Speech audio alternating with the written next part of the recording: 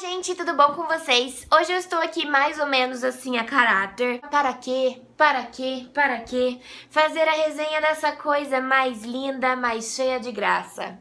Primeiramente, se você ama essa série, a seleção, como eu, dá um joinha e se inscreve no canal, porque eu tenho uma playlist especialzinha sobre a seleção e todos os vídeos que vierem eu vou colocar direto nessa playlist. Então vai ter vídeo sobre o filme, vai ter vídeo sobre o Diário da Seleção, vai ter vídeo sobre tudo. Então, gente, se inscreve aqui no canal e dá um joinha. Então eu estou aqui de coroa, eu tentei pegar uma coroa que fosse mais ou menos igual, foi difícil. Minha mãe que comprou pra mim, obrigado mãe, beijo. Eu estava no trabalho e ela mandando 599 fotos das coroas que tinha na loja, então muito obrigada mamãe. Eu estou aqui com muito pesar para dizer que o livro A Coroa é o último da série A Seleção. E isso é muito triste porque, né, eu gosto muito dessa série e acabou os livros, então não tem mais história pra gente ver, e isso é bem chateante. Mas o filme vai vir, então não deixe de acompanhar o meu canal, porque assim, eu comprei, depois de muito pedido de vocês, eu comprei o Diário da Seleção, então também vai ter vídeo sobre o Diário da Seleção, e também estão me pedindo pra fazer resenha sobre a Seleção, a Elite e a Escolha, porque eu fiz mais ou menos um resumão e vocês querem resenha detalhada de cada um, então eu vou fazer. Bom, eu postei uma foto no meu Instagram. Se você não me segue no Instagram ainda, aqui está o meu user do Instagram, que é @blogpausaprafoto, e eu vivo postando foto lá. Quando chegou esse livro, eu postei uma foto sobre o livro e sobre os cards, e muita gente me perguntou, teve dúvida. Então eu estou aqui para sanar as dúvidas de vocês. Os cards, eles foram somente para quem comprou na pré-venda, então muito obrigada, editora seguinte, por ter dado essa oportunidade da gente ter algo a mais, assim, dos nossos personagens favoritos. Quem comprou na pré-venda recebeu os cards, não importa quando que você comprou e nem que loja você comprou. No caso, eu comprei na Saraiva, porque a Saraiva ela é a única que tem edição capa dura. E eu vou mostrar pra vocês os cards. Vieram 10 cards. Vai ter foto de cada card lá no blog e o que diz atrás de cada card. Então, vamos começar. Tá bem aleatório, viu, gente? Eu não coloquei na sequência. Esse é o card da Idlin. Esse daqui é o card da Marli. Esse é o card do Eric, ou do Eiko. Esse é o card do Hale. Lembrando que cada nome, assim, a Kyra não fez nenhum tipo de vídeo. Gente, é assim que pronuncia cada nome, então eu falo do jeito que eu acho que é. Esse é o card do Kyle. Esse daqui é o card do Henry. Esse é o card do lindo do Maxon. Ó, que lindo! Card da América, maravilhosa. Card do Aspen, que, gente, olhem bem pra esse card aqui. Quem que esse cara parece? Eu vou colocar no blog. Mas, gente, olha esse cara. Olha esse cara. Enfim, é o Aspen. A nossa queridíssima Celeste. O primeiro link aqui embaixo no box de informações é o link que vai direto pro post no blog. Então, a partir do momento que eu coloquei esse vídeo no ar, o post já vai estar pronto e também no ar. Então vamos falar sobre o livro. O livro tem essa capa aqui. Ela não foi muito aceitada pelos fandoms em geral. Agora vamos falar sobre o livro. O livro tem o mesmo estilo de narrativa dos outros. Narrativa em primeira pessoa e tal, e é o que eu gosto, narrativa em primeira pessoa. Esse livro aqui, especialmente, não tem uma imagem. É só um adendo aqui pra vocês. Se você mora nos Estados Unidos ou se você vai viajar para os Estados Unidos, tá viajando para os Estados Unidos, eu não sei. Existem duas edições que, pelo menos até onde eu sei, são essas duas em especial, que, se eu não me engano, a da Target, ela possui figuras, que é uma edição exclusiva, e a da Barnes & Noble, que é uma livraria, e ela possui um epílogo extra, muito legal, que inclusive eu vou disponibilizar esse epílogo no blog. Muitos fandoms já liberaram pra gente, então muito obrigada a todos os fandoms. E eu vou colocar junto no post das fotos dos cards, eu vou colocar o epílogo junto, ou o link do epílogo, alguma coisa do tipo, pra vocês lerem. Eu não vou falar sobre o epílogo aqui, porque é mais do que tá escrito no livro brasileiro mesmo. Então, depois vocês clicam lá no post do blog, aqui embaixo, pra vocês conferirem o epílogo, que tá muito legal. Esse vídeo pode conter spoilers, então se você não leu o livro ainda, você tá avançando essa parte sabendo que pode conter spoilers. Tanto desse livro aqui, tanto do livro A Herdeira, porque tem gente que não leu o livro A Herdeira ainda e vai ficar me xingando depois porque eu dei spoilers. Tipo, se eu tô fazendo o livro da continuação do A Herdeira, é lógico que vai ter spoilers, né, gente? Então, vamos lá começar sobre a história do livro. Esse livro, ele se passa logo depois que a América teve o ataque, né, cardíaco que ela teve, e ela ficou desacordada por um tempo e tal. E é uma coisa tão linda que o Maxon, ele não consegue sair do lado dela nem um segundo. Então acaba complicando, porque ele é rei, ele tem obrigações. Então, por causa disso, logo no comecinho, ele nomeia a Idlin regente. Então, até ele se recuperar, ela vai governar o país. Ela fica com medo, porque a carta que o irmão dela tinha mandado no último livro, ele tinha falado que o povo não curtia muito ela. Mas ela fica feliz com a notícia, porque o pai dela vai conseguir tirar mais tempo e ficar ao lado da mãe dela todo o tempo. E logo depois disso, ela faz um anúncio que ela vai reduzir os meninos à elite. Então, são 6 meninos. E os meninos são... Eu vou ler os nomes, porque é o sobrenome e eu queria falar o sobrenome. Que é Gunnar Croft, Kyle Woodworth, Ian Cable, Hale Garner, Fox Wesley e Henry Jacobi, né? Que é o Henry. O livro, ele se desenvolve basicamente na relação dela com esses meninos, com a recuperação da América, depois de um tempo ela acorda. É lindo ver que o Maxon não consegue sair de perto dela, então você fica, sabe, é lindo. E depois de um tempo o Gunnar sai, então fica 5 meninos. O Henry, o Fox, o Kyle, o Ian e o Hale. Eu acho que eu falei todos. E ficam esses 5 meninos e basicamente esses 5 meninos se mantêm até o final, assim, basicamente. Ela recebe uma visita de um amigo antigo da família. Vocês lembram do queridíssimo Auguste e Lea? Acho que o nome dele é Auguste e Lea, gente. Se não for, me desculpem. Que eu também esqueci o nome da esposa dele, que era namorada na época. Que é aquela menina de jaqueta com flores bordadas. Eles casaram e tiveram um filho. O filho dele se chama Madri. Eles tiveram um pouco de agitação, a família do Maxon e a família do Auguste. Porque eles tinham ideais diferentes e tal, e acabou tendo uma tretinha entre os dois casais. Logo depois que a Idlin virou regente, esse Madri veio fazer uma visita e levou algumas coisas pra América. E começou a entrar na vida da Idlin, dando sugestões para que ela tivesse um contato maior com o povo, que ela entendesse o povo e tal. Só que o problema é que toda vez, assim, ele dava meio que a entender que ele tivesse alguma coisa com ela. E saía nos jornais, porque ele era um menino muito popular, né? Porque ele também tinha descendência real, né? Anteriormente. E isso era complicado, né? A coroa, ela não deu muita bola no começo, nem a Idlin, nem os assessores dela. E isso acabou sendo um pouco complicado depois, né? A gente, né? E algo bonitinho é que a gente vê muita coisa sobre o Maxon e sobre a América juntos. Eu acho que teve mais relacionamento deles do que no A Herdeira. E a gente vê que tem uma hora que ele tava dormindo na cadeira, né, do hospital. E ela mudava um pouco a respiração e ele já acordava e é tipo, lindo.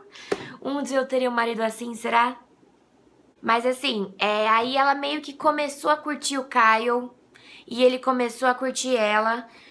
Aí ela falou pra ele que curtia ele e ele falou pra ela que curtia ela, mas eles falaram que não se amavam e ficou aquela coisa meio... What? Nesse meio tempo, a América se recuperou e ela tava se preparando pra voltar ativa, né? E o Maxon também e tal, até que a Idlin, ela chegou e falou assim, pai, por que você não me nomeia como rainha, né? Você tira férias com a minha mãe e relaxa, ela não vai ter mais esses problemas, porque esse problema que ela teve foi por causa do estresse, né? Tinha muito estresse em ser rainha. E ele, tipo, amou a ideia, amou mesmo a ideia. O pai dela anunciou, o Maxon anunciou que ela ia ser a rainha. E logo depois disso, o Madri começou a intensificar muito aquilo que ele estava fazendo antes. Teve uma entrevista que falou que ela tinha adorado muito as ideias que Madri tinha dado pra ela e tal. E logo depois houve uma mini discussãozinha que ele meio que confessou que ele tinha muita popularidade e que ela devia se casar com ele. Ou seja, tudo que ele tinha feito pra ajudar ela antes era só pra ganhar a coroa. E ela entrou em pânico, porque ela falou, meu Deus, né? Socorro. Fora que ela tinha descobrido que isso era um golpe, né? Então ele tava sendo legal com ela pra pegar a coroa.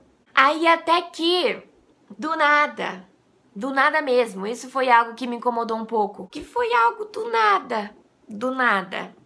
Ela começou a gostar do Eric. Ou do Eiko, né? Ela começou a gostar dele e foi do âmago, sabe? Foi um negócio de lá de dentro, algo muito forte. E ela começou a gostar dele, só que ela tinha em mente que ela só poderia se casar com alguém da seleção, porque isso poderia ser algo muito ruim e o público poderia não gostar. E ela começou a esconder isso e não queria olhar pra ele e não sei o quê. Até que teve um dia que ela chamou ele e falou: olha, eu quero saber se você corresponde seus sentimentos com o meu. E ele falou sim. Ele falou que desde quando ela tava no desfile, ela olhou pra baixo, que ela queria saber se ele tava bem, algo do tipo. Aí eles se beijaram, né? E porque foi muito do nada.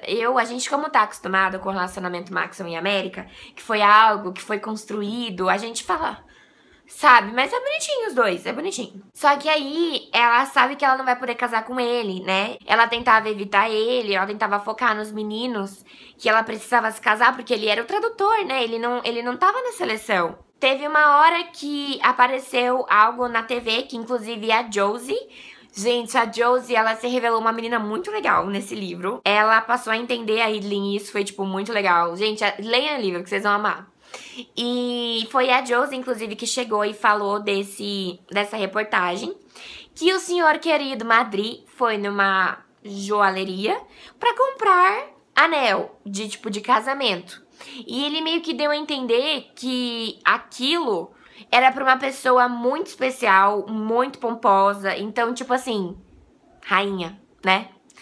E ela ficou desesperada, ela falou, meu Deus, eu preciso casar logo pra tirar esse menino da frente, né? E nesse meio tempo, eu não queria dar esse spoiler é muito grande. Ela descobriu que 2 meninos da seleção dela tinham começado a se gostar, que eram o Ian e o Hale. E isso era algo proibido, né? Mas aí ela meio que mandou esses 2 meninos embora. E como ela precisava se casar rápido pra conter, né, a ação do Madrid, eu não sei como é que se fala porque é o nome de uma cidade, é complicado. Eu era muito Team Kyle, tá? Eu era muito Team Kyle, mas eu entendi. Ela foi muito altruísta. Ela não quis privar ele do sonho dele. O sonho dele era construir casas pra pessoas humildes e tal. E eu achei muito legal porque ela não quis deixar ele no palácio, porque ele não ia poder fazer o que ele mais amava. Então ela acabou não escolhendo ele, acabou tendo um negócio de banir ele por 1 ano. Enfim, isso foi meio nada a ver. Aí ela falou, então tá, eu vou casar com o Henry. A gente vai ter problema de comunicação, mas ele é um cara muito legal e tal. Até que isso chegou ao dia que ela ia anunciar no jornal oficial quem que seria o menino escolhido. E esse dia, ela estava na mente que ia escolher o Henry. Eu esqueci de contar, mas, gente, é muita coisa. É complicado você ficar contando muita coisa. Teve uma época que a Idlin e o Eiko, eles tinham trocado de anel. Ela deu o anel de sineta, né, que era... do que o pai dela deu pra ela deu o anel pro Eiko, e ele deu o anel da família dele e tal pra ela. E logo antes, assim, o Henry, ele se tocou. Aí ele juntou a Idlin, o Eiko, que é o Eric, e ele falou que ele era lento aqui na boca, mas não aqui. Tipo, ele não falava muito bem, mas ele entendia muito. Ele falou, não vou casar com você não. Aí ele falou, tipo, casem os dois que eu faço o bolo. Gente, esse menino é muito lindo, quero casar com ele. Aí ela precisava falar com uma pessoa só, e na hora que ela enxergou, era o pai dela.